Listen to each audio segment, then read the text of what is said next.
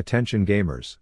A few months ago I found myself considering a break from the oh-so-wonderful game of League of Legends and everything it brings, the amazing game balance, the community full of professional coaches always willing to help, the wholesome moments of teamwork and all the other rewarding systems that this game brings. But despite all the amazing perks, I took my talents to the south beaches of Azeroth to try my hand at making WoW content, which turned out to be the most incredible 2 months with the best community, an amazing story, and a transition from an abusive relationship to an immersive world that I'll never forget.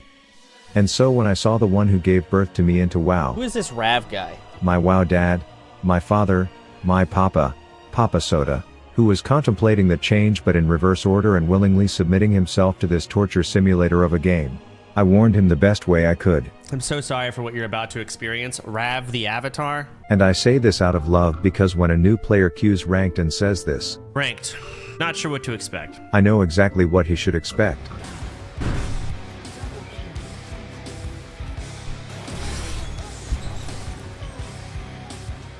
And I'm just gonna be extremely depressed. My mood is on a downward spiral, no matter what. Because League of Legends is about as new player friendly as shark trick training when you go from a mobile game quality tutorial straight into an experience where people in chat are sending you affiliate links for nooses off of Amazon. So today I figured we would use Papa Soda's experience as the prime example of what a new player should expect when trying League of Legends. Starting with the fact that it's harder to get into a game than it is to get into a Taylor Swift Eras tour concert, as every time you are ready for the depression to start someone dodges. It's like being in line for the shittiest ride in Disney World. Damn. That's crazy. You don't even really want to ride this one, but you are Magic Kingdom's maxing like an Orlando tryhard, but at any time if anyone in line pussies out, the whole line has to reform. Oh, okay, that's cool. So when do you actually play League? So prime game design at work here is to waste so much of your time before you even get in a game that you are already primed to be pissed off before you start playing, but that's where Riot works its magic. I'm just accepting it, I don't care enough. You see, they know in order to give birth to a never-ending cycle of sadness, self-hatred and anger management that brings in more Lux skin sales, they need to spike your dopamine in game 1 by giving you an industry plant on the enemy team who is just barely breathing brain dead utter trash to feed your team the win.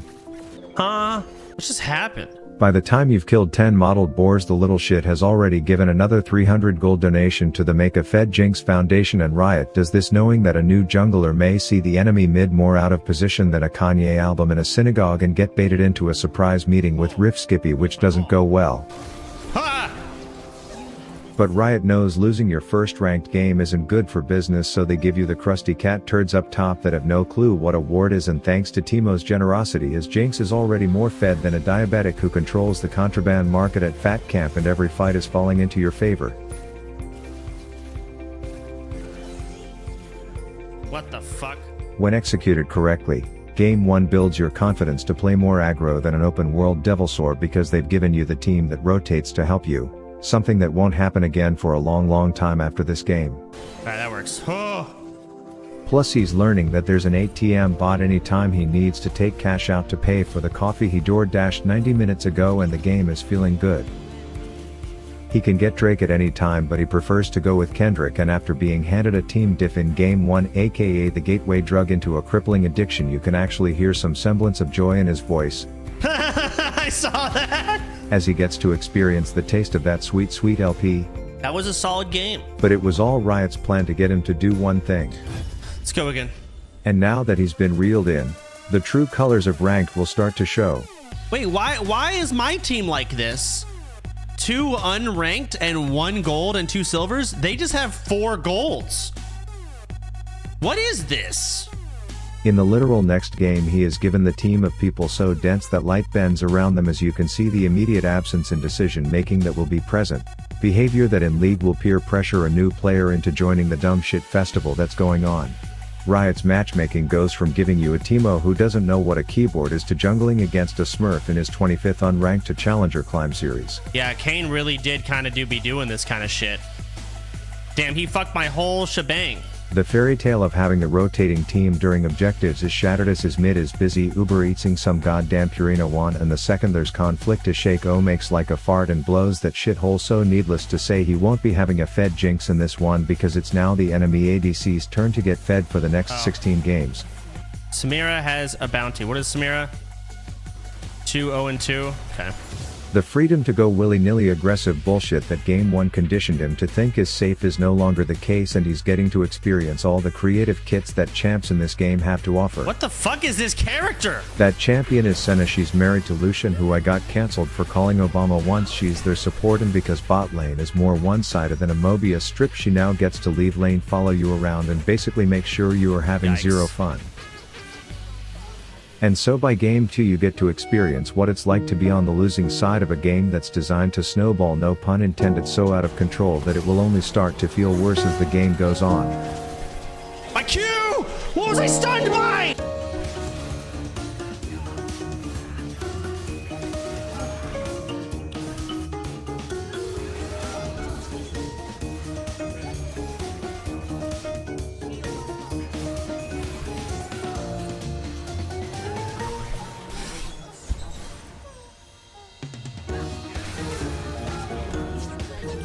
Great, we got a kill. Now we're not going to surrender. So do I just like AFK in the base or something? I feel like as soon as I leave, I die. Like Kane just goes through the wall and then one-shots me. Oh. I actually just stay in the base, I guess. I don't know.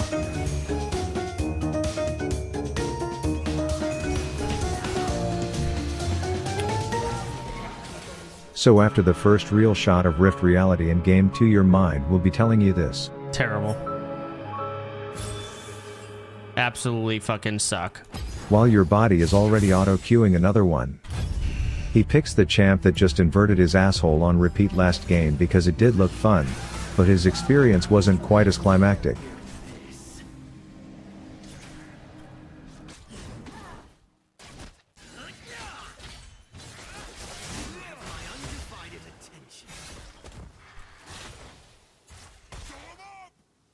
Damn, that sucks. But opting into showing each other their nipples in a warded bush with his support is surely what's needed to get on track, but they failed to account for the fact that Ezreal's Q key apparently ripped off his keyboard before the game and is not usable. Come on, Ezreal, you worthless sack of shit! Holy fuck! This calls for he who led a group of 40 streamer degenerates through Molten Core to salvage the shit fest.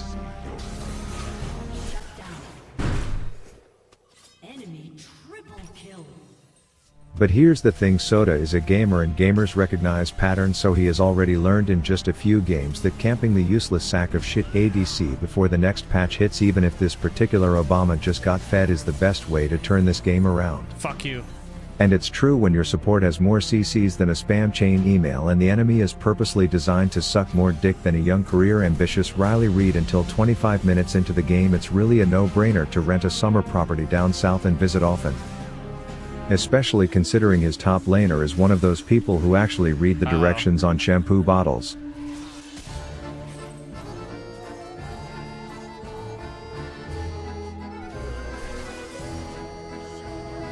Axe throw.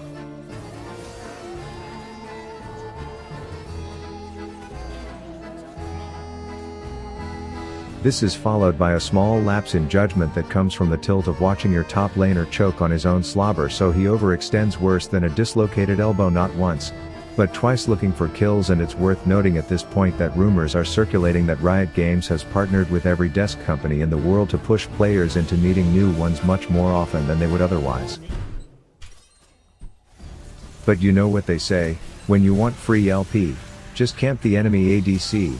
And while this is a stable source of income, it's only a matter of time before he learns about the Yumi effect, where some half AFKE girl can just sit on the most fed person on the team and monitor hop between League and TikTok for the rest of the game while fed Francine hard carries.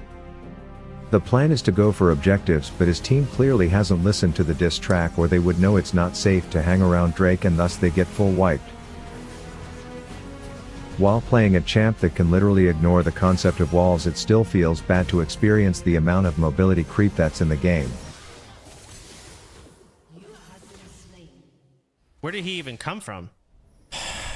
He clings to his PvE objectives like a true WoW player, but the reality of a late game Yumi making whoever she sits on into a rank 1 gladiator douche dashing behemoth of uncounterable bullshit is really setting in game 3 is looking like a loss. Until his own team's Logan Paul, who he earlier referred to as You worthless sack of shit. but chugs his prime energy drink, remarkets an NFT scam around a zoo built on crypto, uses his frustrations from the world calling his wife a whore, and hard carries a counter race to turn the tides.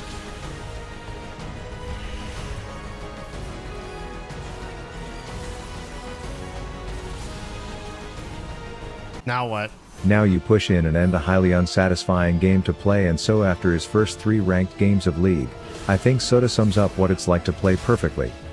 Like, even winning doesn't fucking make me feel good. This game just sucks. I don't have fun. It's Q again. Rav out.